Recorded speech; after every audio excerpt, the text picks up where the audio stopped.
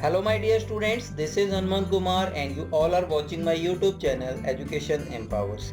My dear students, मैं अपने YouTube channel पे कंप्यूटर साइंस से रिलेटेड टेक्निकल और एजुकेशनल वीडियोस को अपलोड करता हूं और अगर आप चाहते हैं कि जब भी मैं कोई नई वीडियो अपलोड करूं उसकी नोटिफिकेशन आपको सबसे पहले मिले तो प्लीज़ नीचे दिए सब्सक्राइब बटन पे क्लिक कीजिए और बेल आइकन को प्रेस कीजिए। सो माय डियर स्टूडेंट्स, आज के इस वीडियो ट्यूटोरियल में हम कंप्यूटर साइंस के एक बहुत ही इम्पोर्टेंट और बेसिक कंसेप्ट को क्लियर करने जा रहे हैं। बेसिक कंप्यूटर ऑर्गेनाइजेशन, जो कि ब्लॉक डायग्राम ऑफ कंप्यूटर या फंक्शनल कंपोनेंट ऑफ कंप्यूटर के नाम से भी जाना जाता है।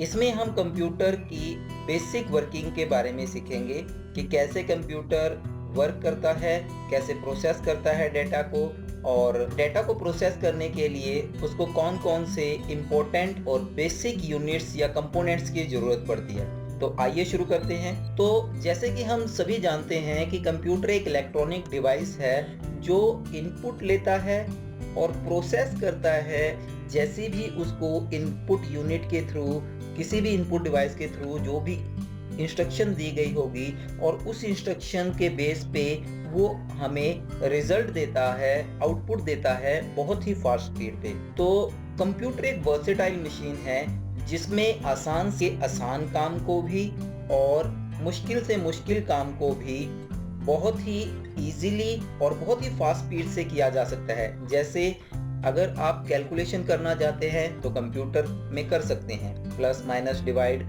अगर आपको कोई डेटा स्टोर करना है, चाहे आपके सॉन्ग है, मूवी है, कोई इंपॉर्टेंट फाइल है, वो भी हम कंप्यूटर में स्टोर कर सकते हैं और जब चाहे उसको रीड कर सकते हैं। हम गेम्स खेल सकते हैं, इंटरनेट पे कुछ भी डाटा सर्च कर सकते हैं, अकाउंटिंग का काम कर सकते हैं, मौसम की जानकारी ले सकते हैं और भी बहुत से ऐसे इम्पोर्टेंट काम हैं जो हम कंप्यूटर पे परफॉर्म कर सकते हैं। तो जैसे अगर हमने कोई रेलवे की टिकट बुक करनी है, एयरलाइन की टिकट बुक करनी है, सिनेमा की टिकट बुक करनी है, फूड ऑर्डर करना है, कैब बुकिंग करनी है, कुछ भी आपने बुक करना है, ऑनलाइन शॉपिंग करनी है, कुछ भी करना है तो आप कंप्यूटर पे कर सकते हो।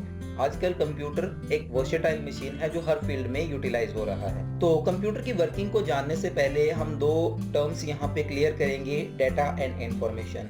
तो डेटा क्या है? डेटा एक रॉ फैक्ट्स एंड फिगर्स हैं जिसकी कोई इंपॉर्टेंस नहीं होती। जैसे यहाँ पे मैंने एग्जांपल दी है, रमेश, गगन, पाइथन।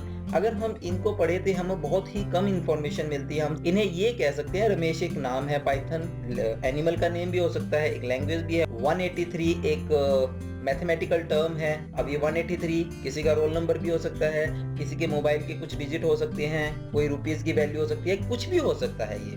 डन। तो इस तरीके से डाटा क्या है? रॉ फैक्ट्स एंड फिगर है, जिसे देख के हम ये नहीं कह सकते कि ये क्या कहना चाह रहा है।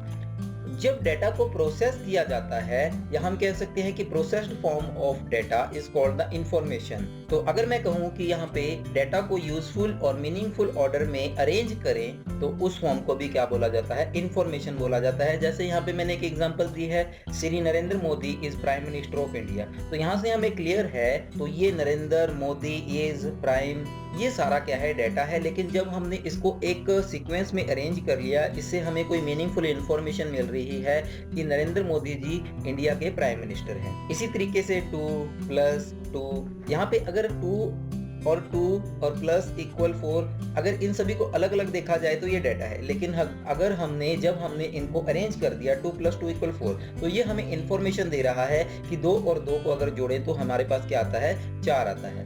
तो जब हम डेटा को प्रोसेस कर देते हैं तो जो हमें रिजल्ट मिलता है उसे इंफॉर्मेशन बोलते हैं। सो यहाँ से एक टर्म हमें क्लियर होती है, conversion of data into information is called processing. तो कंप्यूटर का काम क्या है? प्रोसेसिंग करना है। किससे? डेटा को इंफॉर्मेशन में प्रोसेस करना है। इनपुट से आउटपुट में लेके जाने के प्रोसेस को क्या बोला जाता है? प्रोसेसिंग बोला जाता है।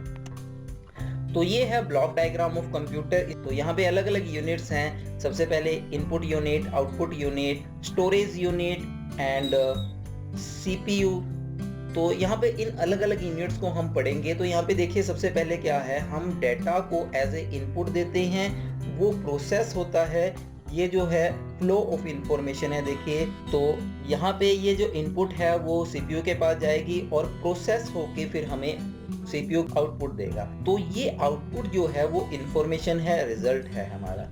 तो आइए एक एक यूनिट को वन बाय वन हम समझते हैं। तो सबसे पहले हम इनपुट यूनिट के बारे में जानेंगे।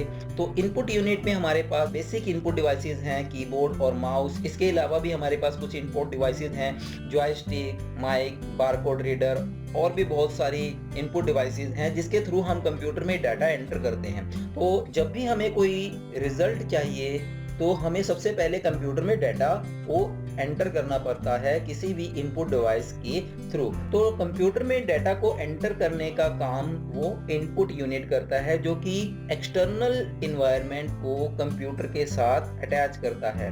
मतलब कि बाहरी दुनिया को कंप्यूटर के साथ अटैच करता है। जो भी डाटा हम इनपुट यूनिट के थ्रू, इनपुट डिवाइसेस के थ्रू कंप्यूटर में एंटर करेंगे वो सिस्टम में एंटर होगा।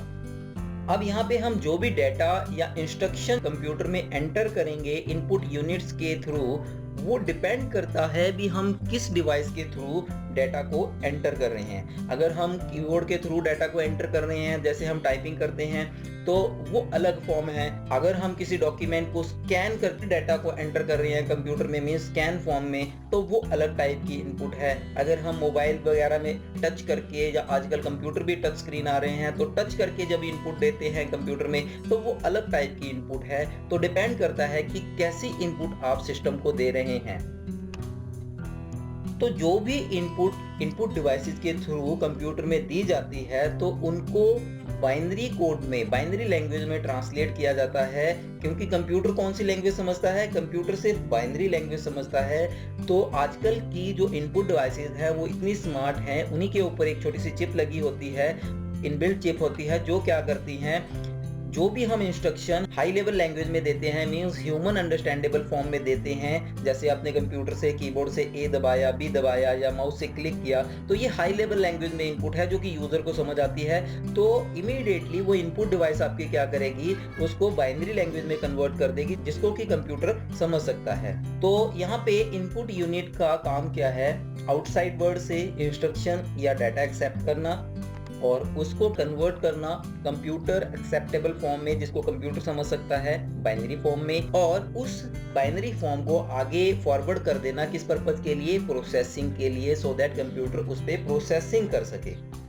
नेक्स्ट हम डिस्कस करते हैं आउटपुट यूनिट। आउटपुट यूनिट, जैसे इनपुट यूनिट क्या करता था? डाटा कंप्यूटर में एंटर करता था, और उसका रिवर्स काम क्या करेगा? जो भी डाटा प्रोसेस हुआ है उसको डिस्प्ले करेगा, या जिस भी फॉर्म में वो आउटपुट होगी उसको डिस्प्ले करेगा यूजर को। आउटपुट यूनिट में हमारे पास बहुत सी डिवाइसेस हैं, monitor, printer, speaker, headphone, projector, plotter और भी बहुत सी टाइप्स की आउटपुट डिवाइसेस होती हैं।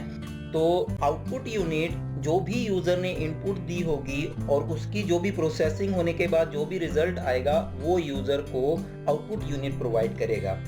क्योंकि कंप्यूटर बाइनरी लैंग्वेज को समझता है, बाइनरी कोड को समझता है, तो उसने जो भी प्रोसेसिंग की होगी वो सारी बाइनरी फॉर्म में होगी।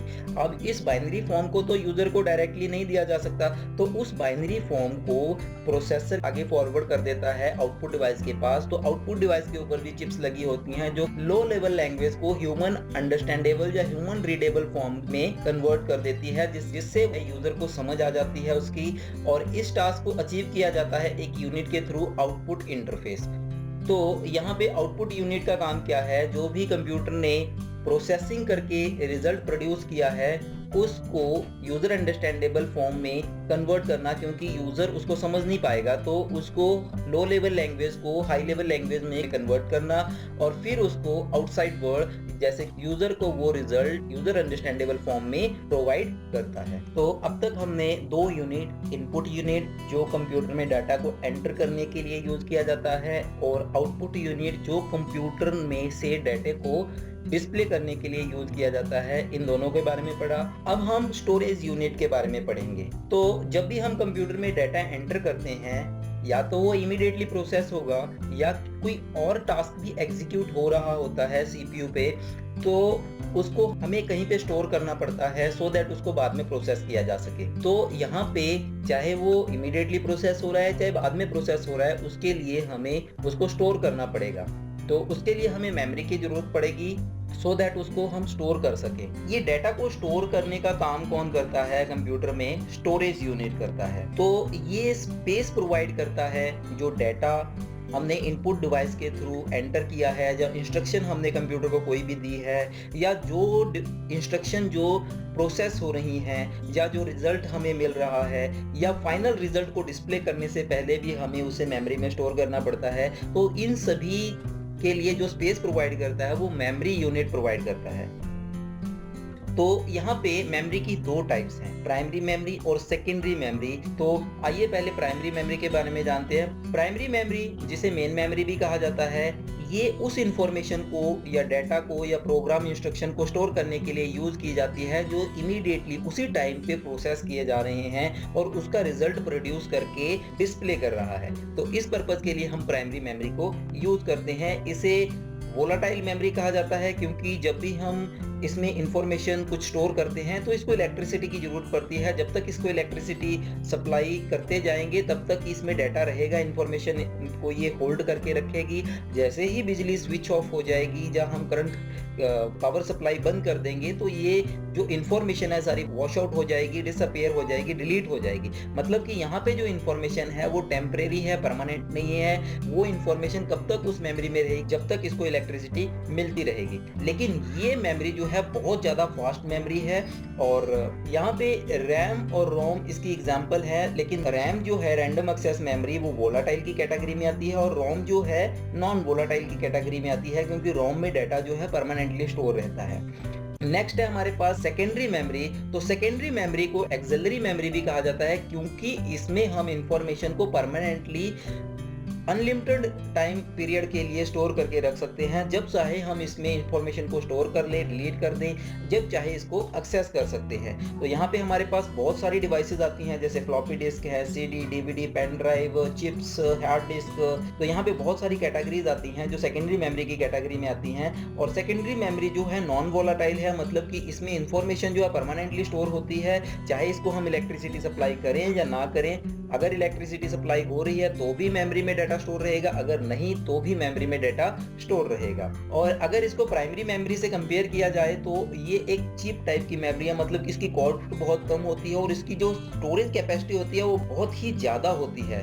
और ये उस टाइप्स की इंफॉर्मेशन को होल्ड करके रखती है, उस टाइप्स की इंफॉर्मेशन को स्टोर करके रखती है जो इमीडिएटली प्रोसेसिंग में नहीं होते, जिसे हम जब चाहे बाद में प्रोसेस कर सकते हैं। जैसे आपने कोई मूवी या कोई फाइल या कोई सॉन्ग अपने कंप्यूटर में परमानेंटली स्टोर करके रखा हुआ है और जब आप उस पर डबल क्लिक कर दोगे तो वो रैम में आएगी और फिर उसके ऊपर प्रोसेसिंग स्टार्ट होगी। अदरवाइज वो कहाँ पे है? या तो आपकी पेन ड्राइव में या सीडी में या आपकी हार्ड डिस्क में हो सकती है जो कि सेकेंडरी मेमोरी है। तो सेकेंडरी स्टोरेज में वो डाटा, वो फाइल्स जो हैं तब डिलीट होंगी या तब वहां से डिलीट होंगी जब आप उसको डिलीट करोगे, अदरवाइज वो परमानेंटली वहां पे स्टोर रहेंगी। तो नीचे कुछ कैटेगरीज दी हुई हैं जिनको मेमोरी यूनिट जो है मेमोरी प्रोवाइड करता है।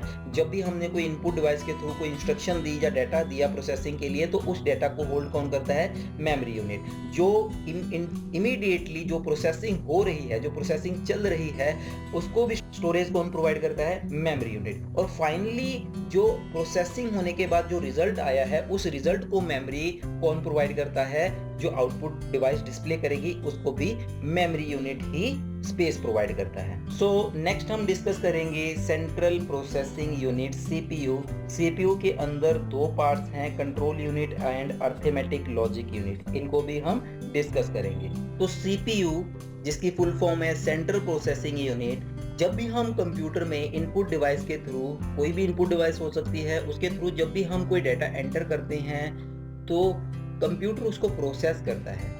और उसको प्रोसेस कौन करता है? प्रोसेसर करता है। और सीपीयू को क्या बोला जाता है? प्रोसेसर बोला जाता है। इसे ब्रेन ऑफ कंप्यूटर भी बोला जाता है। ये एक छोटी सी चिप होती है जिसे माइक्रो प्रोसेसर भी बोला जाता है। तो यहाँ पे देखिए एक ये डायग्राम दी हुई है, तो ये है आपका सीपीयू। मोस्टली लोग क्या कहते हैं, जो कंप्यूटर के पास डब्बा पड़ा होता है जिसे हम सीपीयू कह देते हैं, वो सीपीयू नहीं होता, वो कैबिनेट होती है। ठीक है, तो वो कैबिनेट है जो आउटर पार्ट है। सीपीयू ये चिप होती है छोटी सी जो प्रोसेसिंग करती है। डन। तो सीपीयू कॉम्बिनेशन है दो यूनिट्स का, ALU arithmetic and logic unit and CU control unit. ये दोनों मिलके ही काम करते हैं। तो कंप्यूटर में जितने भी कैलकुलेशंस होती हैं या कंपैरिजंस होते हैं वो सीपीयू के अंदर ही होते हैं, और सीपीयू ही रिस्पॉन्सिबल होता है किसी भी ऑपरेशन को एक्टिवेट करने के लिए और उस ऑपरेशन को कंट्रोल करने के लिए, और ऑपरेशन बाकी जितने भी यूनिट्स हैं उनके ऑपरेशंस को कंट्रोल करने की रिस्पॉन्सिबिलिटी किसकी होती है, चाहे वो इनपुट यूनिट है, चाहे आउटपुट यूनिट है, चाहे स्टोरेज यूनिट है, उन सभी की एक्टिवेशन या कंट्रोलिंग की रिस्पॉन्सिबिलिटी भी सीपीयू की होती है। तो नेक्स्ट हम डिस्कस करेंगे अर्थमेटिक लॉजिक यूनिट, एएलयू। सो अर्थमेटिक लॉजिक यूनिट एक ऐसा यूनिट होता है जहाँ पे जो भी हम इंस्ट्रक्शन एग्जीक्यूशन के लिए देते हैं उनकी एक्चुअल में प्रोसेसिंग होती है। तो यहाँ पे किस टाइप का arithmetic and logic operation perform करना है या कितने ऑपरेशन परफॉर्म करने हैं, ये डिपेंड करता है कि उस सीपीयू का, उस एएलयू का डिजाइन कैसा है। तो यहाँ पे 4 basic arithmetic operation, add, subtract, multiply, divide, और लॉजिकल ऑपरेशन की बात करें तो कंपैरिजन, जैसे less than, equal to, greater than, जैसे कि अगर हमने कंपेयर करना है कौन सी चीज छोटी है कौन सी बड़ी है, इस टाइप्स के कंपैरिजन को हम लॉजिकल ऑपरेशन में डालते हैं। और arithmetic, add, subtract, multiply, divide, ये 4 ऑपरेशन हैं। सो कंट्रोल यूनिट सीपीयू का बहुत ही इंपॉर्टेंट यूनिट होता है जो सभी ऑपरेशन को प्रोसेसर के डायरेक्ट करता है, मैनेज करता है। तो यहाँ पे कंट्रोल यूनिट की रिस्पॉन्सिबिलिटी है जो कंप्यूटर की मेमोरी को, अर्थमेटिक लॉजिकल यूनिट को, इनपुट आउटपुट डिवाइसेस को ये बताता है कि उनकी रिस्पॉन्सिबिलिटी क्या है, और जो भी इंस्ट्रक्शन आई हैं सीपीयू प्रोसेसर से या प्रोसेसर को भेजनी है वो कैसे भेजनी है, उनको रिस्पॉन्स कैसे करना है। तो ये एक्चुअल में इंस्ट्रक्शन को इंटरप्रेट करता है, ये कंट्रोल करता है उन यूनिट के एग्जीक्यूशन को भी, जैसे एएलयू, डाटा बफर, रजिस्टर, जो कि सीपीयू के अंदर होते हैं। तो जो भी इसको एक्सटर्नल इंस्ट्रक्शन आती हैं या कमांड्स आती हैं या इसने किसी को भी किसी और को भी इंस्ट्रक्शन देनी होती है, तो ये सबसे पहले क्या करता है, उनको सीक्वेंस ऑफ कंट्रोल सिग्नल में कन्वर्ट करता है और इस तरीके से वो अलग अलग डिवाइसेस को कंट्रोल करता है। और इसी के अलावा ये और भी बहुत से टास्क को हैंडल करता है, जैसे इंफॉर्मेशन को फैक्च करना, डिकोड करना, एग्जीक्यूट करना और स्टोर करना रिजल्ट को, मतलब कि कैसे डाटा मूव होगा एक जगह से दूसरी जगह, उसकी कंट्रोलिंग कौन करेगा, कंट्रोल यूनिट करेगा। सो आई होप आपको basic organisation of computer, block diagram, या जिसे हम फंक्शनल कंपोनेंट ऑफ कंप्यूटर बोलते हैं, ये अच्छी तरह से क्लियर हो चुका होगा। और अब आपको पता चल चुका होगा भी कंप्यूटर में इनपुट यूनिट की क्या इंपॉर्टेंस है, आउटपुट यूनिट की क्या इंपॉर्टेंस है, मेमोरी यूनिट की क्या इंपॉर्टेंस है, सीपीयू किसे बोलते हैं और उसके अंदर कौन कौन से पार्ट हैं और कैसे काम करते हैं एक दूसरे की कोऑर्डिनेशन के साथ। So thanks for watching this video, like this video and comment if you have any doubt. Thank you very much. Have a nice day.